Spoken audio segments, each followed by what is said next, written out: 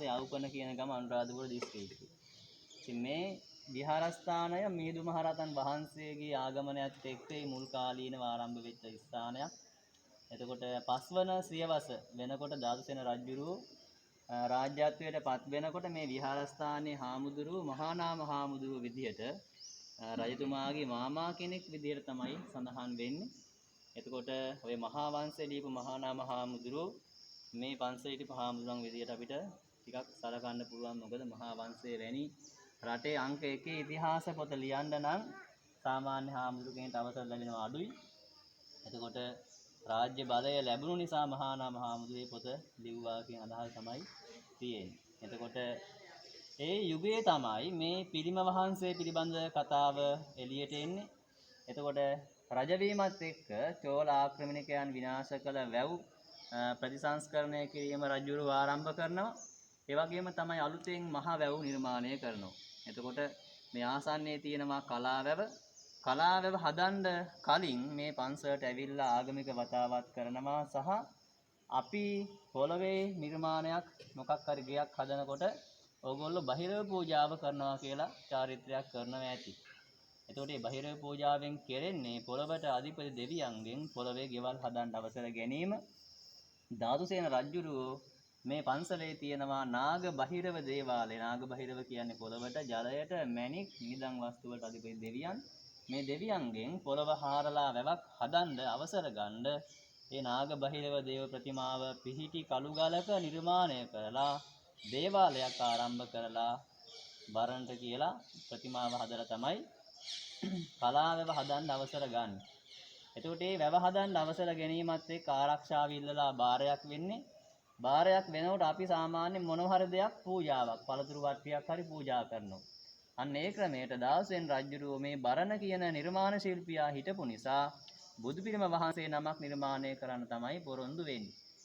එතකොට මේ බාරය ඔප්පු කරන්න තමයි වැව හතරේ නිර්මාණය කරන්න. කාල සීමා විදියට සඳහන් වෙනවා උදෑසන පැයක කාලයක් හැන්දෑවට පැයක කාලයක් තමයි වැඩ කරලා තියෙන්නේ. ඒකට හේතුව බරණ කියන්නේ කලා වැවේ ප්‍රධාන ඉංජිනේරුවා දවල් දවස වැව නිර්මාණය කරන කටයුතු අධීක්ෂණය කරන්න. ඒක විශේෂයෙන් ගල් වලින් නිර්මාණය කළ සොරවුවක් තියෙන. මේ ගල් සොරවුව ගල විදින්න ඕනේ. එතකොට ඒ ඔක්කොම කටයුතු බරණ දවල් දවසේ කරනවා. උදේ පාන්දරත් හැන්දෑවටත් පිළිමේ පැය පැය හදනවා. එතකොට එහෙම පැය පැය වැඩ කරන්න තව බලපාන හේතුවක් තමයි මේ ප්‍රතිමාව සම්පූර්ණයෙන් නිර්මාණය වෙන්නේ අපේ ආයුර්වේද බලයෙන්.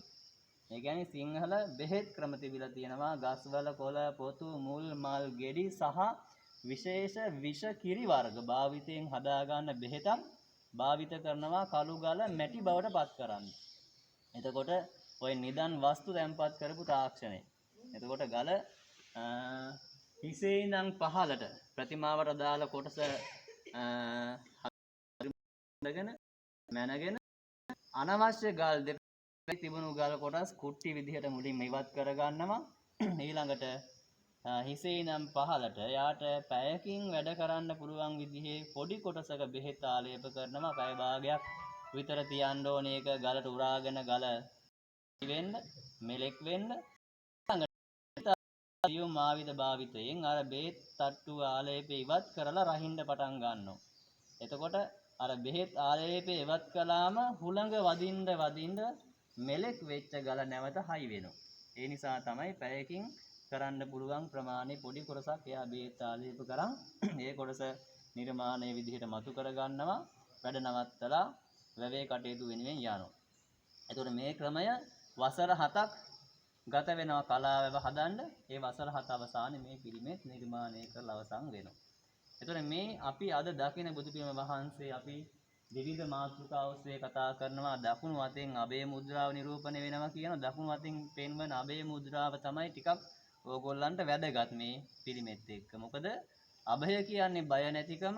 ඕගොල්ලන්ට මේ සංසාර ගමනේ බය නැති තැනට ඕගොල්ලන්ගේ මනස අරගෙන එන්න නම් හිතේ තියෙනවා රාග ద్వේෂ මෝහ කියලා කෙලෙස් ධර්ම තුනක්. මේ කෙලෙස් ධර්ම තුන දුරු කරන කෙනා අභය භාවයට පත් වෙනවා. ඒ කියන්නේ මේ විශ්ව ධාතුවේ කිසි කෙනෙකුට කිසි දෙයකට බය නැතිව ඉන්න පුළුවන් මානසික මට්ටමට එන්න පුළුවන් වෙනවා.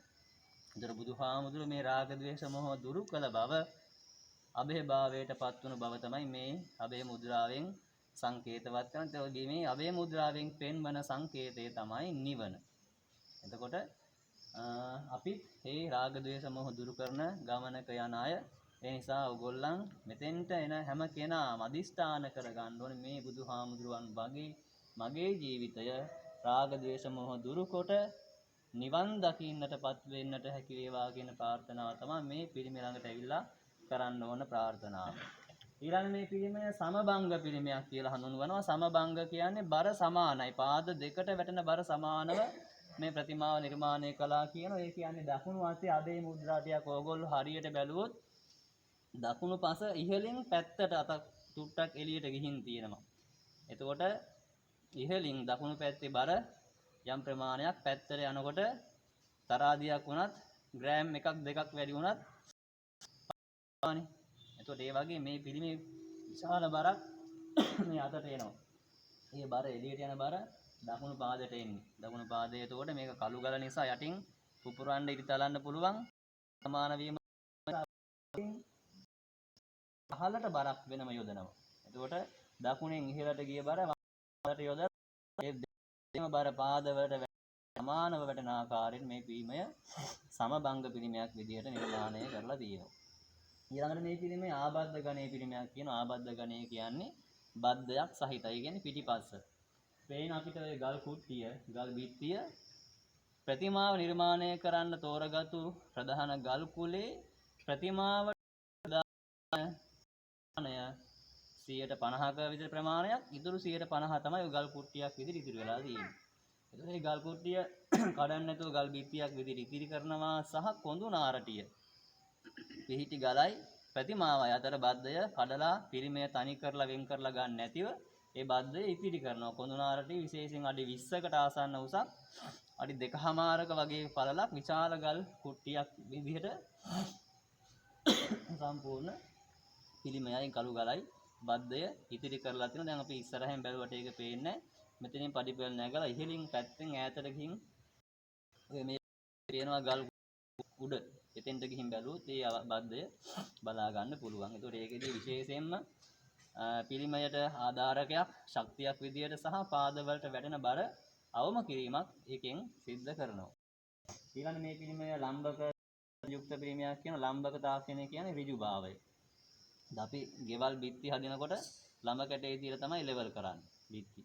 ඒ වගේ මේ පිළිමය 100%ක්ම ඍජුව තනි කෙලින් හදපු පිළිමයක් කියලා පෙන්වනවා. මේ කතාව 9න් කොට එකේ පාද දෙකේ මෙහෙනම් බැලුවත් යන පොඩි ගල් කුට්ටියක් තියෙනවා. පොඩි කොටු සලකුණ. පාද දෙකේ හරි මැද. පොඩි කොටු සලකුණේ මැද දන ලකුණ මාක් කරලා තියෙනවා. ඒ කිරි දෙක කැපෙන හරි මැදට අර නාසයෙන් වැටෙන වතුර වෙනවා. ශරීරයේ වෙන නාසය වැහි වෙලාවක මේ ඔළුවෙන් හිසෙන් නහය අග නාසයට වැටෙනකොට අර පාද දෙකේ හරි මැද මාක් කරපු මාක් එකට තමයි වතුර වෙන්නේ. ඒතර ඒකෙන් අදහස් වෙන්නේ හිස ඉහළින් ඇදනම් දශමයක් හරි ඔය වතුර බිඳුව මැදට වෙනස් වෙනවා. අක්ෂර දුට අපේ මිනිස්සුනද කියන එක තමයි පෙන්වන්නේ. මෙතනට ඍජු හදපු පිළිමයක් බව පෙන්වන්න ලම්බක තාක්ෂණය කියලා අපි එක කියන්නේ. බරණ බොහොම සියුම්ව මේවා මැනලා හරියට මේ කාරණාවන් එක්ක මේ පිළිමය බුදුහාමුදුරන්ගේ බුද්ධ රූපය, ඒ බුදුහාමුදුරන්ගේ තියෙන දෙතිස් මහා පුරුෂ ලක්ෂණ මේ පිළිමයෙන් පෙන්වලා තියෙනවා. හිසේ ඉඳන් ගතම් හිසේ අක්බඹුරු වැනි හිස කේස්, පුළුල් නලල් තලය, පිරිපුන් මුහුණ, පිරිපුන් ග්‍රීවය හෙවත් බෙල්ල, පුළුල් උරතල. ඊළඟට අපේ ලම්බ කර්ණ වංශික බුදුහාමුදුරු දිගු කන් තිබෙන මේ දිගු කන් මේ පිළිමි පෙන්වලා තියෙනවා. ඒ වගේම උසට ගැලපෙන මහතර ගැලපෙන උස. ඒ වගේම දැන් අපේ යටිපතුල ගත්තාම පොළවේ වදිනකොට පොඩි ඇදයක් හිටිනවා. හැබැයි බුදුවරුන්ගේ යටිපතුල සුපිහිටි පාද කියලා කියන්නේ. ඒ කියන්නේ සම්පූර්ණ 100%ක් පොළවේ බුදුවරුන්ගේ යටින් අර සම්පූර්ණයෙන් පොළොවේ කාර්යයට මේක මහානය මේ ඉදිරිපත් කරලා ඒක ජීවමාන බුදුහාමුදුරුවන්ව පෙන්වන්නට මේ බරණ පුළුවන් තරම් තමන්ගේ කලා හැකියාව මේ පිළිමෙන් පෙන්වලා තියෙනවා. ඊළඟට ඕගොල්ලෝ අටපිරිකර පූජා ඇති සිව් අඳන ඒ කාරණා ඒ කියන්නේ බුදු සම්මුදුරු කෙනෙක් කියන්නේ. එතකොට මේ රැලි තියෙන රැලි නැති අඩිය අසන්න ඒ රැලි නැති කොටසෙන් පෙන්වලා තියෙන්නේ අඳනකඩ. මොකද අඳන ලංමාරක් වලින් තමයි සිවුරු පොරවන නීතිය විදිහට තියෙන්නේ. ඒකට ඒක මේ පිළිමයක් තියෙන මින ප්‍රමාණ යම් ටිකක් බඳ ඉදිරියට නෙරලා තියෙන ආකාරයෙන් නිර්මාණය කරලා තියෙන බඳපටිය බඳ කියන එක පේන උඩින් උරේ රැලි වෙන්නේ. ඒ වගේම සමහර විට ඕගොල්ලෝ අහලා තියෙන සිවුරේ රැලි මේ කලා වැවේ රැලි නැගෙන විදිය බලාගෙන ඒ රැලි නැගෙන විදියට මේවා කියලා අහලා තියෙනවද? එහෙම කතාවක් මතයක් සමාජයේ තියෙන. හැබැයි ඕගොල්ලෝ මේ වෙනකොට දන්නවා වැව හදන අතරේ තමයි දිනපතා මේ පිළිමය හදන්නේ. එතකොට රැලි විතරක් වැව හැදුවට පස්සේ ඇවිල්ලා ආයම්තුෙන් කැටයම් කරන්නේ නැහැනේ. හදන ගම එකපාර හිසේ ඉඳන් පහට රැලිත් එක්කම හදාගෙන යන්නේ.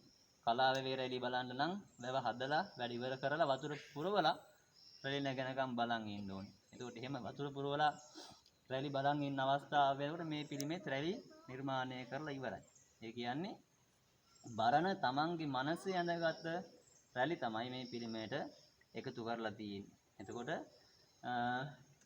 යටින් ගත්තාම පద్මාසනේ නෙළුමක් මත බුදුහාමුදුරු වැඩ ඉන්නෝ. මේ නෙළුමේ ඉදිරි නෙළුම් පෙති නිර්මාණය කරන්න වෙනම ගල් ප්ලේට් දෙකක් බරණ යොදාගෙන තියෙන. සමහර විට ඔය පාදවල ඇඟිලි වලට ආසන්නයෙන් මේ පිහිටි කළු ගලේ ප්‍රමාණය අවසන් වෙලා තියෙන්නේ. ඒ නිසා වෙනම ගල් ප්ලේට් දෙකකින් තමයි ඒක නෙළුම් පෙති නිර්මාණය කරලා තියෙන. තමා සමහරුන්ගේ මතයක් තියෙන නෙළුම් පෙති තියෙන ගල් ප්ලේට් දෙක ඇතුලේ වෙනම කුටියක් සහ ඒ කුටියේ නිදන් වස්තු තැන්පත් කරලා තිබුණු කතාවක් ඔය ගැමි කතාවන් වල තියෙනවා. ඒක අපිට බලන්න බෑ. ඒක පසු කාලීනව 1800 ගණන් වලදී ඉන්දියා මේ සුදු ජාතිකයන් මේ පිළිමය කැණීම් කරලා මතු කරගෙන තියෙන. ඒ කියන්නේ 1500 ගණන් වලින් පස්සේ මේ පිළිමය සම්පූර්ණයෙන් පස් කන්දක් විදිහට වහලා තියෙනවා. කවුරු හරි අනාගතයට ආරක්ෂා කරලා දෙන්න. එහෙම පස් කන්දක් බවට පත්වන මේ පිළිමය 1800 ගණන් වල තමයි ඉංග්‍රීසි ජාතික ඔය රේල් අවස්ථාවේදී මේක කැණීම් මතු කරගෙන අවස්ථාවේ මේ නිදන් වස්තු ගත් ඉතින් ගැමි කතාවන් වල තියෙනවා. ඊට අමතරව හිස ගත්තාම හිසේ තියෙනවා සිරස්පත. සිරස්පත නම් අපේ පිළිම කලාවට එකතු වෙන්නේ මහනුවර යුගයේදී වගේ. ඒතොර මේ මහනුවර යුගයේදී හිටපු කලාකරුවෙක් තමයි මේ සිරස්පත නිර්මාණය කළ පිළිමයට එකතු කළා කියන අදහස තියෙන්නේ. කොහොම හරි මේ පිළිමය නිර්මාණය කරලා අවසානයේ රජුරුව මේක දැකලා සතුටු වෙලා මේ පිළිම ගෙය වටේ තියෙන විශාල ගල් බිත්ති පේන්නේ. මෙතන ප්‍රතිමා ගෘහයක් අපි විහාර මන්දිරය කියලා කියන්නේ. විහාරයක් මෙතන රජුරුව විශාල සේනාවක් ලබා දීලා තියෙන මේ ගල් බිත්ති සහිතව මෙතන විහාරයෙන් ගඩොල් වලින් නිර්මාණ කළ සහ දැව වහලයකින් යුක්තව සෙවිලි කළ විශාල විහාර මන්දිරයක් සක්මන් මළුවක් සහිතව රජුරුව නිර්මාණය කරවනවා මෙහි පිළිමය ආරක්ෂාව වෙනුවෙන්. ඒ කතාව තමයි පිළිමය ගැන කෙටියෙන් තියෙන කතාව. ඕගොල්ලන්ට වෙනත් මොන හරි දැනගත යුතු විශේෂ කාරණා මොන හරි තියෙනවා නම් අහන්න පුළුවන්.